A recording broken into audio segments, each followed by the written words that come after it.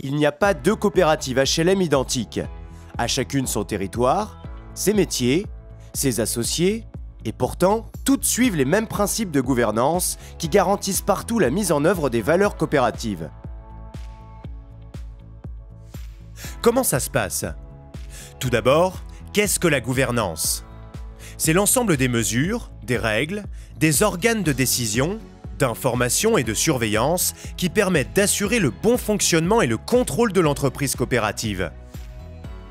En coopérative, le sociétariat est ouvert et les salariés partenaires institutionnels et économiques, ainsi que les bénéficiaires des services de la coopérative, peuvent devenir associés et participer à la gouvernance. Cette participation s'incarne en particulier lors de l'Assemblée générale de la coopérative. Convoquée et organisée par le conseil d'administration, l'Assemblée générale est le rendez-vous annuel qui s'adresse à tous les associés.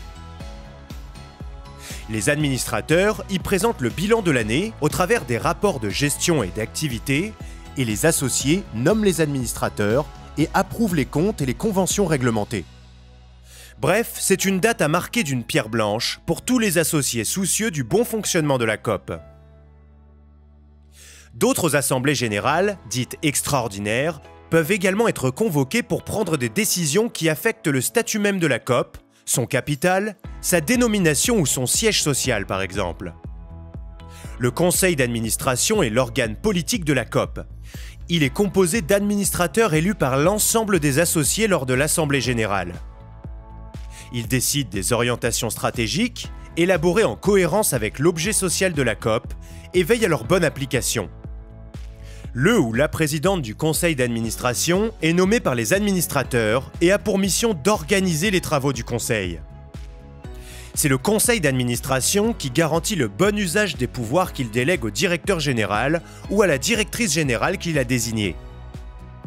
Avec l'équipe salariée de la COP, le directeur général est chargé de développer les activités dans le droit fil des orientations données par le conseil d'administration.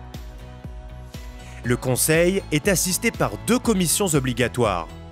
La commission d'attribution des logements pour toute COP gérant un patrimoine locatif qui examine les demandes et décide de l'attribution des logements dans le respect des règles fixées par les pouvoirs publics.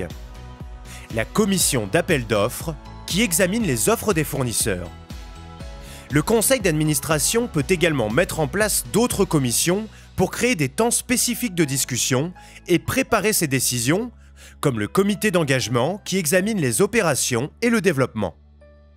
Administrateurs, membres de la direction, collaborateurs et associés réunis en assemblée générale travaillent à l'unisson pour assurer la bonne marche de la COP.